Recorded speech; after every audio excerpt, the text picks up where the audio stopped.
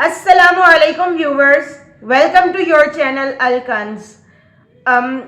Viewers, हमने आपके लिए इस्लाम दुनिया का पहला मुकम्मल जामे और आफाकी माशरती निज़ाम के उन्वान से एक सिलसिला शुरू कर रखा है। आज की नशिस्त में हम मियाँ बीवी इस्लामी माशरे में अहम तरीन इदारा होने के उन्वान पर गुफ्तगू करेंगे डॉक्टर साहब के साथ। तो आइए हम अपना नया सिलसिला शुरू करते हैं। अस्सलाम वालेकुम डॉक्टर साहब। वालेकुम अस्सलाम। क्या हाल है आपका? अल्लाह का एहसान है, करम। अच्छा, तो डॉक्टर साहब मेरा आपसे जो पहला सवाल है वो ये है कि मियाँ बीवी एक माशरती इदारा क्यों कर हैं? बिस्मिल्लाहिर्रहमानिर्रहीम। ये बड़ी अहम बात है कि इदारा या इंस्टीट्यूट क्या चीज़ होती है। इदारा या इंस्टीट्यूट जो होता है लोगों का एक ऐसा मजमुआ होता है जिसके अंदर हर एक की अपनी अपनी जिम्मेदारियां, अपना अपना जो काम करने का अंदाज जो है और जो उसके फ़राइज़ के साथ साथ जो उसके हकूक़ हैं उसका तयन होता है जी। अब हम देखें कि मियाँ बीवी जो है वो बतौर इदारा इसलिए लिए जाएंगे कि इस्लाम जो है इन दोनों अहम पिलर्स का, दोनों अहम अरकान का जो है उनके हकूक़ और फ़राइज़ का न सिर्फ तयन करता है बल्कि उनको अदा करने के लिए बहुत सारी जगहों पे ज़िम्मेदारियों को इंतहाई कदगन के साथ जो है उनको अदा करने के लिए ज़ोर देता है। चुनांचे हम देखते हैं कि ये इदारा इसलिए हैं कि इसमें ज़िम्मेदारियाँ और फ़राइज़ यानी कि और इसके साथ जो उनके हक़ हैं उन दोनों का तयन है और काम करने का तरीका और काम करने के साथ साथ अगर उनमें कोताही होती है उसके नुकसानात का तदारक करने के लिए और नाश करने की सूरत में जो उसका अताब है उसका मुकम्मल तौर पर अहाता किया गया। जी, अच्छा, तो डॉक्टर साहब मेरा आपसे जो दूसरा सवाल है वो है कि इदारा चलाने के लिए हकूक़ व फ़राइज़ का पाबंद रहना ज़रूरी है या इसके अलावा भी कुछ करना चाहिए? देखें बेटा, बात यह है कि कोई इदारा उस वक्त तक कारगर नहीं होता जब तक कि वो अपने फ़राइज़ को अदा करने के लिए जो है वो मुस्तैद ना हो। अगर वो अपने फ़राइज़ जो है वो अदा नहीं करता तो उस सूरत में लाजमी अमर है कि वो जो इदारा है वो सही तरह फ़ायदेमंद साबित नहीं होगा, वो अपने फ़वाइद जो है वो नहीं दे सकेगा और नुकसान का बायस बनेगा और हतमी नतीजा क्या होगा कि वो एक ना सिर्फ खुद तबाही का बायस बनेगा बल्कि उसकी वजह से और भी बहुत सारे जो शोबे हैं वो तबाह हो जाएंगे। चुनांचे याद रखिएगा कि इस्लाम के निज़ाम मुआशरत में मियाँ और बीवी जो है वो बुनियादी और कलीदी यानी कि शोबे की हैसियत रखते हैं, इदारे की हैसियत रखते हैं। इसलिए अल्लाह तबारक तआला ने जहाँ कहा कि खामद जो है वो अपनी बीवी के लिए नान और नफ़के का, रहने सहने पहनने का इंतज़ाम करे और उसके साथ साथ ही उसको अपने तोहफ़ा के तौर पर उसके लिए हक़ महर का तयन करे, उसके साथ मोहब्बत और शफ़क़त का सलूक करे। जैसे नबी सल्लल्लाहु अलैहि वसल्लम ने हज्जतुल विदा के मौके फरमाया कि तुम्हें मैं अपनी बीवियों के हवाले से ख़बरदार करता हूँ कि उनके साथ जो है वो मोहब्बत और शफ़क़त का सलूक किया करो। और कई ऐसे मुकामात भी आते हैं, नबी सल्लल्लाहु अलैहि वसल्लम ने फरमाया कि औरत जो है वो पसली से पैदा की गई है तो उससे प्यार और मोहब्बत से काम लो।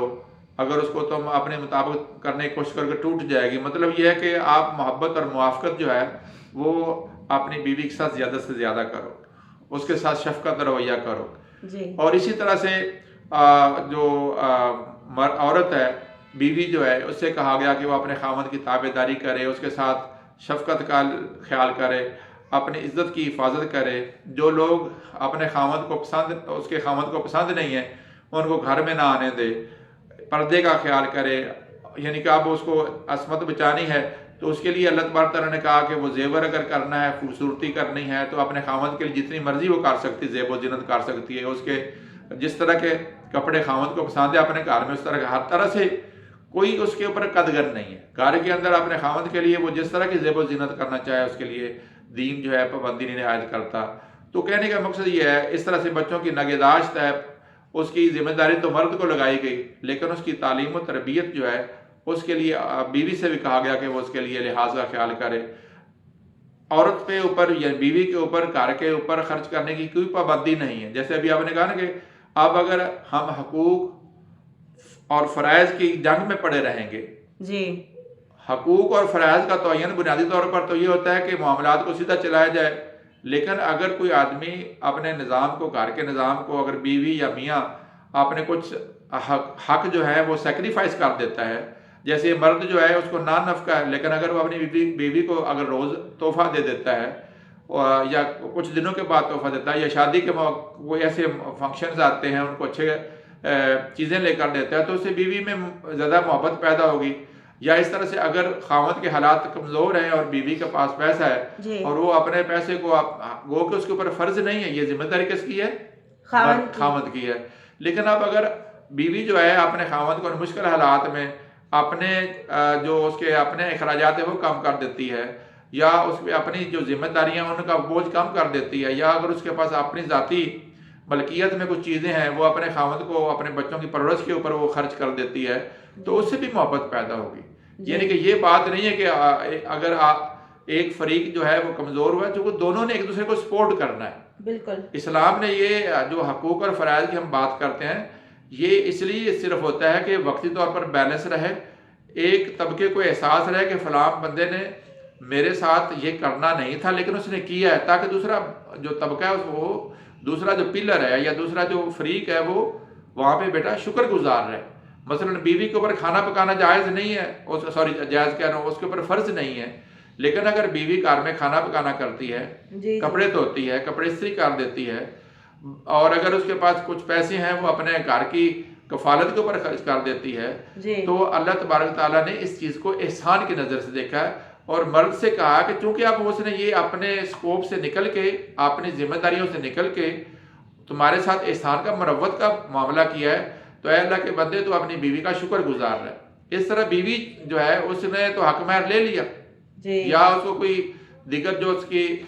ذمہ داریاں جو اس نے خاوند نے عائد کی تھیں یا اس نے گفٹ کیا تھا خاوند نے، اس نے لے لیا. لیکن اب اگر وہ اپنے خاوند پہ اسی رقم کو بیٹا خرچ کرتی ہے تو اس سے کیا ہوگا کہ خاوند کے دل میں بھی پیدا ہوگا کہ میری بیوی نے وہ کام کیا جو میرے اوپر میرے ذمہ نہیں تھا.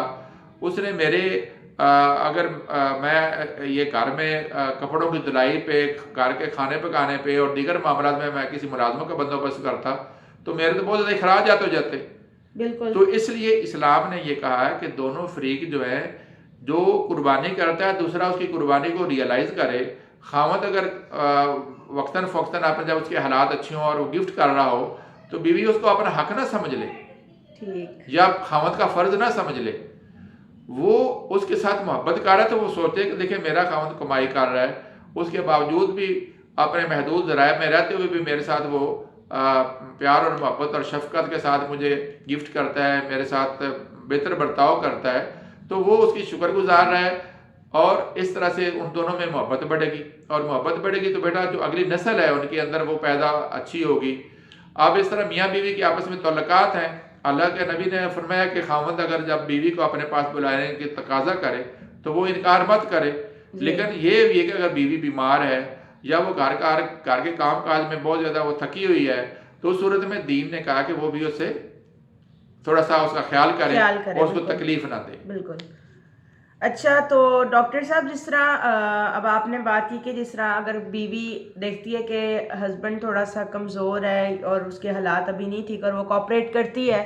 تو دوسرا میں یہ سوال ایڈ کرنا چاہ رہی ہوں کہ ہمارے ہاں جس طرح کہتے ہیں کہ جی اگر آپ رشتہ داری کرتے ہو تو آپ برابری کی بنیاد پہ کرو، اور جس طرح ہمیں یہ صحابہ کرام کی بھی جو ہم سنتے آ رہے ہیں کہ ان کا رشتہ ہوا پھر وہ نہ چل سکا، تو آپ اس پہ بھی ذرا روشنی ڈالیں کہ یہ. ہاں بیٹا، اسلام میں دیکھیں یہی تو میں بتا رہا ہوں کہ اسلام ایک بہترین معاشرتی نظام دیتا ہے. جی. وہ اس کو ہم کہتے ہیں کفو یعنی کہ برابری، یعنی دو میاں بیوی میں برابری جو ہے وہ تو رشتہ کیا جائے. ٹھیک. کبھی کبھار تو ایسے ہو جاتا ہے کہ وہ مثال طور بیوی بہت امیر ہے اور خاوند بہت غریب ہے، اور دونوں کی اگر محبت ہے، موافقت ہے، چل جاتی ہے. لیکن اکثر اوقات یہی ہوتا ہے کہ ایسی موافقت چل نہیں سکتی کیونکہ دونوں طبقوں میں غیر ہم آہنگی ہے، معاشرتی طور پہ فرق ہے. اس لیے ہم دیکھتے ہیں کہ جو ہمارے انتظام ہیں اسلام کے، اس نے اس چیز کو کہا ہوا ہے، بلکہ فقہا ہمارے پاس جو ہے وہ تو کہتے ہیں کہ جب میاں اور بیوی میں موافقت نہ ہو، برابری کفو کا تصور نہ پایا جاتا تو ان دونوں میں علیحدگی کرا دینی چاہیے، کیونکہ وہ آگے جا کے ایک مکمل اور بہتر معاشرتی نظام اور ایک اچھا اولاد کا پرورش کا ذریعہ ہمارا نہیں بنے گا اور ٹوٹ جائے گا، وہ اس کے ٹوٹنے کے امکانات زیادہ ہوتے ہیں۔ بالکل اسلام نے یہ تھوڑی تھوڑی کمی بیشی کو تو درگزر کی ہے، لیکن ہو کہ جو دو میاں بیوی کو ہم جوڑ رہے ہیں ان کے درمیان میں کئی طرح کی، مثال کے طور پر یہ برابری ہو سکتی ہے، یہ فائنینشیل یعنی معاشی حالات کے دونوں گھر برابر ہوں، تعلیم کے اعتبار سے دونوں گھر برابر ہوں، جی عمر کا جو تعلق ہے، اب دیکھیں ایک بہت بوڑھا خاوند ہے تو وہ عورت اس کے ساتھ صحیح طریقے سے نہیں چل سکے، گو کہ نکاح جائز ہے جی، لیکن وہ شادی اس طرح کامیاب نہیں ہو وہ سکے گا، اتنا پختہ ریلیشن نہیں بن سکے، اس لیے کہ جو بندہ ایج ڈفرینس بھی یہ تمہاری بیوی ہے، اس کے علاوہ اور دیگر جو ازدواجی تعلق کے جو تقاضے ہیں وہ بندہ پورے نہیں کر سکتا۔ بالکل اس طریقے سے جیسے میں نے کہا کہ اگر ایک بہت امیر خاندان کی بچی ہے وہ غریب خاندان میں آ گئی تو اب اس کی جو پیچھے سے ضرورتیں تھیں وہ تو اور طرح کی تھیں، بالکل وہ کچھ دن تو شاید وہاں پہ گزار لے، ایک بچی جو اسی میں ساری زندگی اس نے گزاری ہے وہ نان اے سی میں پنکھے میں کیسے گزارا کر سکے، کچھ دن تو کر لے گی لیکن پھر اس کو وہی باتیں یاد آئیں گی، پھر وہ اپنے خاوند کو کوسے گی۔ تو بیٹا یہ برابری جو ہے یہ اسلام نے اس کے اوپر بہت زیادہ زور دیا ہے، تو یہ دیکھ لیں کہ اسلام کس حد تک چھوٹی چھوٹی چیزوں کو ہے وہ ریئلائز کرتا ہے، اور وہ اس ادارے کو قائم کرتے ہوئے ان کی بنیادوں کو استوار کرتے ہوئے یہ برابری کو بھی دیکھتا ہے، تعلیم کو بھی دیکھتا ہے، خاندان کو بھی دیکھتا ہے، اور یہ اس کی نفی ضرور کی ہے، جیسے سیدہ زینب رضی اللہ تعالیٰ ام المومنین جو ہے ان کا نکاح جو ہے حضرت زید بن حارثہ سے ہوا تھا، اسلام نے اس بات کی نفی کی ہے کہ کوئی سبھی آدم علیہ السلام کی اولاد ہیں، کوئی ایک دوسرے سے برتر نہیں ہے، لیکن ہم دیکھتے ہیں کہ وہ شادی کچھ عرصے بعد کامیابی کی طرف نہ جا سکی اور آخرکار اس کے ڈائیورس پہ ختم ہوئی، اور نبی علیہ السلام نے پھر حضرت سیدہ زینب رضی اللہ تعالیٰ عنہ سے شادی کی۔ اور یہ دیکھیں کہ آپ اسلام جو ہے وہ کفو کے لیے کہتا ہے کہ بھئی آپ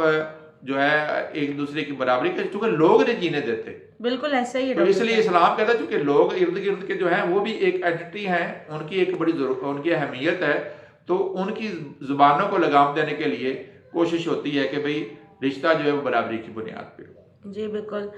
چلیں شکریہ ڈاکٹر صاحب، آج ہم نے کافی ڈیٹیل میں اس پہ بات کی ہے، اور ویسے بھی یہ موضوع ایسا ہے کہ اس پہ جتنی بھی بات کی جائے وہ کم ہے، ایسے ہی اور یہ کافی انٹرسٹنگ قسم کا موضوع ہے، اور امید ہے کہ ہمارے جو دیکھنے والے ہیں وہ اس کو ضرور پسند کریں گے۔ اگر آپ کو یہ ویڈیو پسند آئے تو میں نے جیسے آپ سے پہلے بھی کئی ساری ویڈیوز میں گزارش کی ہے کہ اس چینل کو لائک کیجئے، اور مطلب کہ ہماری ویڈیوز کو لائک کیجئے، چینل کو سبسکرائب کیجئے، اور آگے بھی اس کو فارورڈ کیجئے کہ صدقہ جاریہ ہی ہے، کیونکہ دین کی بات ہے، اور دین کی بات جتنی آگے فلوٹ ہو وہ زیادہ ہمارے لیے بھی فائدہ مند ہے، اور جتنے مسلمان سنیں گے وہ ایجوکیٹ ہوں گے اور آپ کا بھی فائدہ ہوگا، اور یہ آپ کے لیے بھی ایک قسم کا صدقہ جاریہ ہی ہے۔ اس میں بیٹا میں نے ابھی جیسے ابھی اس بات کی کہ کوئی ادارہ آج بھی ہم قائم کرتے ہیں، جی اگر اس کی صحیح پلاننگ ہو، اس کے اندر جو رکھنے ہیں، جو اس کے لیے ضرورتیں ہیں ان کا پورا اہتمام کیا گیا ہو تو وہ ادارہ کامیاب ہوتا ہے۔ بالکل ایسا ہی ہے، آج بھی ہماری شادیاں جہاں ناکام ہو رہی ہیں، جہاں پہ ڈائیورس کی ریشو بڑھ رہی ہے، وہاں پہ یہی چیزیں ہیں کہ جب ہم اس ادارے کو شادی کے بعد میاں بیوی کا ایک ادارہ قائم کرتے ہیں، اس میں ہم بہت ساری چیزیں ڈسکس نہیں کرتے، ان کو ہم نے مثال طور طلاق ہے، کل خدا نخواستہ ہو سکتی ہے تو اس کو روکا کیسے جا سکتا ہے، جیسے ہم نے کہا کہ حق طلاق دے دینا، یا میاں بیوی کے درمیان موافقت کے لیے جو جیب خرچ کا تعین کر دینا، یہ لازمی چیزیں تو نہیں ہیں، لیکن اگر لڑکا کام کرنے والا امیر ہے اور ان کی جہاں بیٹی جو دے رہے ہیں ان کو اندازہ کہ ممکن شاید صحیح طریقے سے نہ چل سکے، تو یہ ساری چیزیں اسلام کہتے ہیں پہلے ڈسکس کرو، اچھی پلاننگ کے ساتھ رشتے کو کرو، اور تمام حقوق اور فرائض کا تعین کر لو، اور پھر اس کام کو چلنے دو، تو یہ ایک اتنا اچھا ادارہ بنتا ہے، اور اتنا اچھا جب ادارہ بنے گا تو اس سے آگے جو پورا معاشرہ بنے گا وہ خوبصورت معاشرے کو۔ بالکل ویسے ہی ڈاکٹر صاحب جس طرح ہم نے پچھلی ویڈیوز میں یہی ڈسکس کیا تھا کہ اسلام نے جن چیزوں سے عورت کو بری کیا ہے کہ وہ اس کی ذمہ داری میں نہیں آتی، وہ مرد کی ذمہ داری میں آتی ہے، کیونکہ اس کا خاندان ہوتا ہے، اس کے والدین ہوتے ہیں، اور انہی باتوں کو لے کے لڑائی ہوتی ہیں, انہی موضوعات کو لے کے گھر میں جھگڑے پڑتے ہیں, لیکن ہم لوگ ان غلطیوں کو سمجھتے نہیں ہیں, نہ ہی ہمیں ایجوکیٹ کوئی کرتا ہے, اور اگر کوئی بات کرے تو اس کو خاموش کرا دیا جاتا ہے, اور یا پھر یہ کہہ دیا جاتا ہے کہ جی اب آج کل اس طرح کی بات کوئی نہیں سنتا, کوئی نہیں سمجھتا, یا ادھوری بات ہے, اسلام میں ایسا کچھ نہیں ہے. تو وہ ہر بندہ اپنے پوائنٹ آف ویو سے, جس نے نہیں سمجھنا وہ نہیں سمجھتے, لیکن ہمیں یہ ایجوکیٹ کرنا چاہیے. اس میں بیٹا میں ایک بات اہم ہے جو کرنے کی ہے. آج چونکہ ہم جنرل بات کر رہے ہیں, اگر ہمارے ویورز کو کسی جگہ پہ کسی بھی جہد کے بارے میں کوئی نبی علیہ السلام کی جو تعلیمات ہیں, احادیث رسول علیہ السلام ہے, ہم نانفقہ کی بات ہو یا دیگر معاملات ہوں, کمیر کی بات ہو, جیب خرچ کی بات ہو, کہ طلاق کی بات ہو, ان کے اوپر احادیث آپ کے سامنے رکھ سکتے ہیں. صرف آپ کو اس میں بتانا مقصود یہ ہے کہ ہم اپنے اس معاشرے کو اگر اچھا رکھنا چاہتے ہیں تو میاں بیوی کا جو انسٹیٹیوٹ ہے اس کو پائیدار بنیادوں پہ قائم کریں. بالکل, اگر یہ پائیدار ہوگا تو ہماری آگے نسلیں بھی اچھی چلیں گی, اور ہمارے گھر کے حالات بھی اچھے رہیں گے, اور دنیا میں کہتے ہیں نا ویسے جنت تو بن نہیں سکتی, لیکن اگر آپ چاہیں تو بن بھی سکتی ہے. یہ آپ کے اپنے اوپر مطلب کہ وہ ڈیپینڈ کرتا ہے کہ آپ خود کس طرح اپنی غلطیوں کو سارے آرگنز پہ کام کریں صحیح طریقے, مطلب کہ سارے آرگنز پہ کام کریں. چلے ویورز, کافی آج ہم نے ڈیٹیل میں یہ بات کی ہے ڈاکٹر صاحب کے ساتھ, اور آپ لوگوں کے نالج میں اضافہ بھی کرنے کی پوری کوشش کی ہے. اور اگر آپ کو اور بھی کوئی سوالات ہوں, کوئی بھی آپ کے ذہن میں ہوں, لڑکیاں عموماً آج کل بڑی ڈپریس ہوتی ہیں, ان کے گھریلو معاملات نہیں اچھے چل رہے ہوتے ہیں, جوائنٹ فیملیز کے ایشوز ہوتے ہیں, وہ بھی انشاءاللہ ہم ڈاکٹر صاحب کے ساتھ ڈسکس کریں گے کہ جوائنٹ فیملی میں کس طرح رہنا چاہیے. اکثر لڑکیاں ویل ایجوکیٹڈ ہوتی ہیں, ان کے بہت سارے مسائل ہوتے ہیں. میں نے کہا جیسے کہ یہ بہت بڑا پلیٹ فارم ہے, اور اس کے ذریعے ہم آپ لوگوں تک رجوع کر رہے ہیں, اور ہم چاہتے ہیں کہ جتنی بھی خواتین ہیں, جو بھی لیڈیز ہیں, جو بھی اپنی دشواریوں سے گزر رہی ہیں, وہ ضرور کومنٹ باکس میں اپنے اظہار کریں, اپنے دل کھول کے بات کر سکتی ہیں, اور ہم آپ کے سوالات کے جواب ضرور دیں گے بذریعہ ویڈیو ہی. ہم انشاءاللہ ڈاکٹر صاحب کے ساتھ ڈسکس کریں گے, آپ کو حوالے بھی دیں گے اگر آپ چاہیں گی. تو چلیں ناظرین و خواتین و حضرات, یہی ہم اختتام کرتے ہیں اپنی ویڈیو کا. اگر آپ کو ویڈیو پسند ہے تو لائک کیجئے گا, چینل کو سبسکرائب کیجئے گا, اور انشاءاللہ جلدی آپ سے نیکسٹ ویڈیو میں ملاقات کرتے ہیں. اللہ حافظ.